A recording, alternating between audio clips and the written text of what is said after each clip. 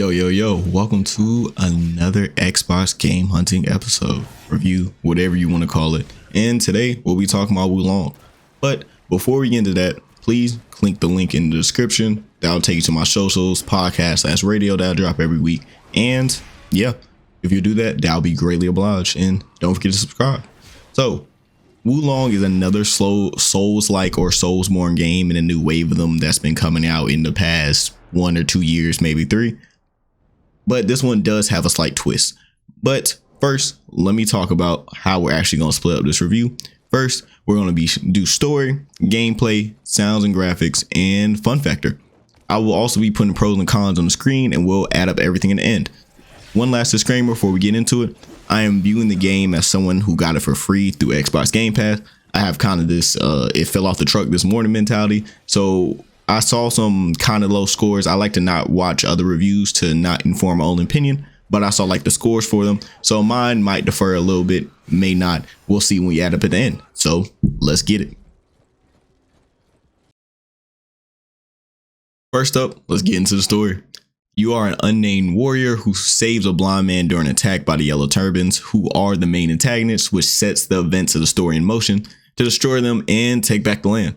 Overall, the story is pretty serviceable for me. It was nothing too crazy, but it worked for the game. And also, these type of games aren't supposed to have super immersive stories unless you read like the side notes and like the little things you pick up. So I do give them a slight pass. So far, the character is pretty cool. Most of them were pretty stoic and some had some pretty bright personalities. But overall, it was all right. Next up, we have gameplay. First, I want to shout out the character creation system in this game. It was super deep. You can change your character's height, chest size, biceps, all the good stuff. They have a whole bunch of cool face paints. They have a whole bunch of cool hairstyles. You can even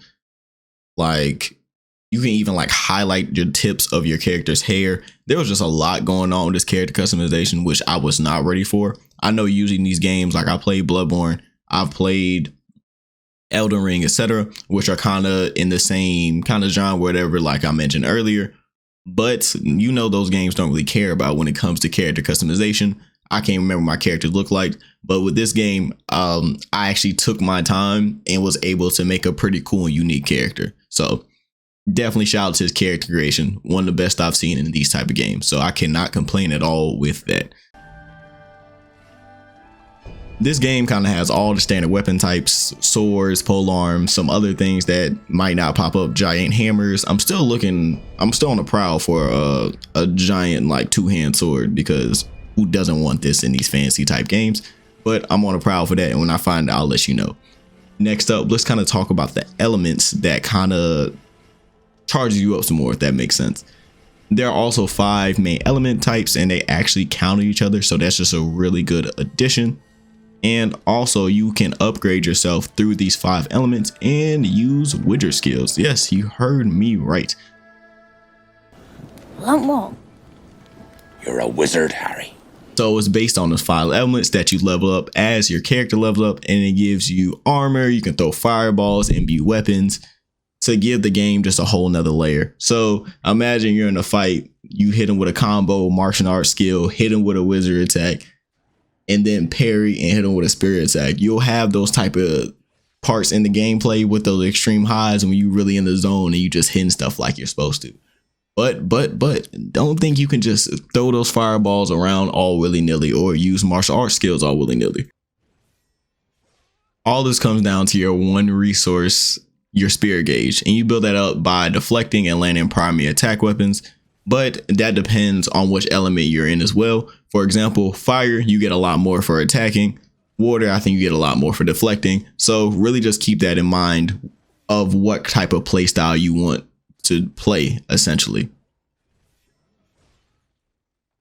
But parrying enemies when they're doing a spirit attack themselves is really how you do that devastating damage and take down enemies, especially bosses.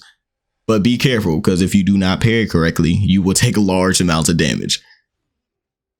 Pulling it off, however, heavily depletes their spirit gauge, and when it's depleted, it opens them up to a spirit attack. You can also use your own spirit attack when your gauge is in the quote unquote positive to deal a large blow to theirs. be careful of that spirit gauge, because using elements, deflecting, dodging takes it out the spirit gauge, and when you're in a negative, you're kind of going to this exhausted state and you'll be completely helpless for a few seconds. So remember, this game, keep attacking, keep deflecting, stay on your feet all times, and keep that spirit gauge up. Another layer of gameplay, you have what is called spirit beasts that each do their own kind of thing. For example, my personal favorite one is one that just creates a circle on the ground that just continuously heals you, because like in like most other Soulsborne game, your healing is very, very much limited.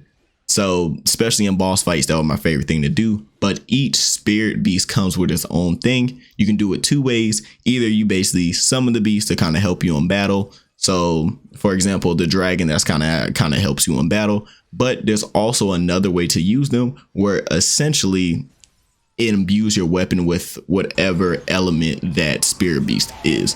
So that's another cool layer, and you can even add attachments to your weapons, basically making your spirit gauge fill up faster, etc. So I'll be spamming it. That's a tip for y'all. Spam it. It comes back pretty quick. So that's another layer of just the gameplay when you're in fights.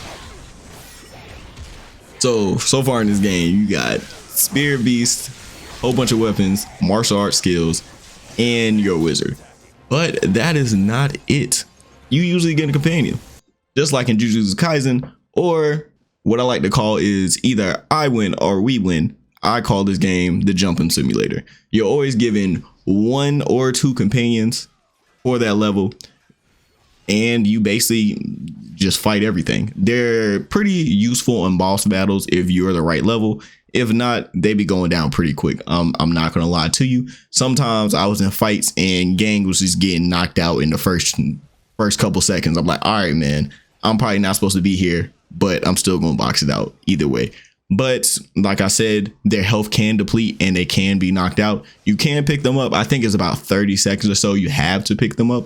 So what I usually do is just run to the other side and run back, pick them up real quick.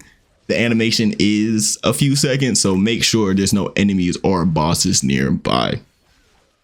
But don't fret if they die during like a regular altercation, because when you get to a battle flag, they'll automatically come back.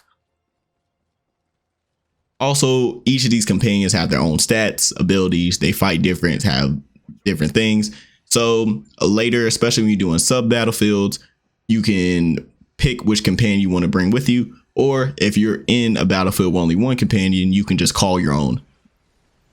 But if you're in a battlefield with only one companion, like because of story reasons, you can call another one and you can still have three people, including you, fighting at all times. All right, time to go over the sound and graphics. Overall, the sound and music was just pretty average for me, but for the graphics, I don't know whether my PC sucks, which is completely possible, or it's a universal thing. I couldn't play this game on 60 FPS or higher without major issues from frame skips, and if I put it over 30 FPS, it would just literally like slow down the entire game. So hopefully they fix that with an update or something, but as for now, I have to give them a 4 out of 10.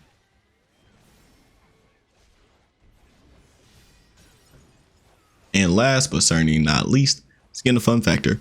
FPS issues aside, I had a good time with this game. From the swordplay to the jumping folk, I had a great time. It was really a twist that I wasn't expecting, having AI companions, because usually in these games you're kind of left out to the cold, and I feel like you get a decent amount of abilities to just keep fighting.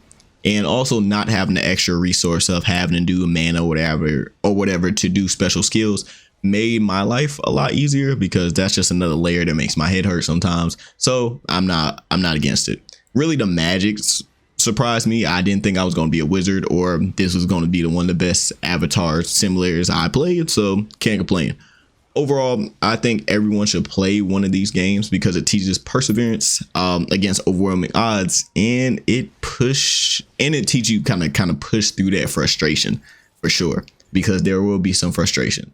But I would say with this game, compared to other games in this kind of genre, you have a lot more tools at your disposal to kind of fight. Overall,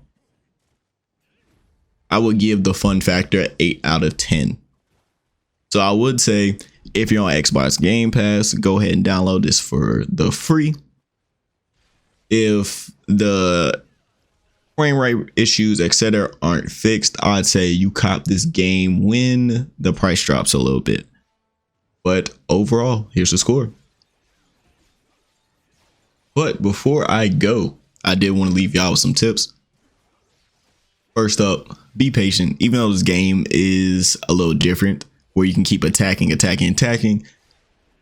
also take a step back, get some deflection, and kind of control the fight. That makes the life a lot easier. I kind of got into the mode where I was like attack, and I ended up using a lot of health. So that was a struggle for me in the beginning. Next, get some useful Rizzy skills kind of from the beginning. You can heal yourself, poison your enemy, etc. So make sure to just find that playstyle you like and kind of go crazy. Don't be afraid to use your ally as a decoy to get some good hits in, because you can always pick them up.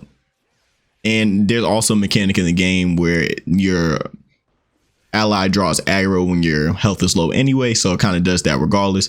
But let them get clapped up. It's fine. They can get back up. But if you get clapped, you can't. Next, make sure you're deflecting and not dodging. Sometimes I panic and hit the button twice, end up dodging instead of deflecting. So I'll end up taking damage when I wasn't supposed to, or I end up dodging an attack completely when I was trying to break someone's spear gauge, which kind of throws me off. Next, there's always an alternate route with a smaller battle flag near hard enemies, so take advantage of that to get your health back before you jump into the fray. And last but not least, find a weapon that supports your playstyle. I preferred swords because they were quicker and they were easier to hit deflections with. I was trying to use this big pole arm, like it was a legendary pole arm, but I was like, man, I can't, like, it's just not hitting for me. So just pay attention to that. And yeah, and also don't forget you can block. Please do not forget that you can block. So thank y'all. Thank you so much for those that stayed to the end to this episode of Xbox Game Pass Hunting. Let me know below if you be picking up Wulong, any other games you want me to review, etc. Say hi, whatever. Talk to y'all later.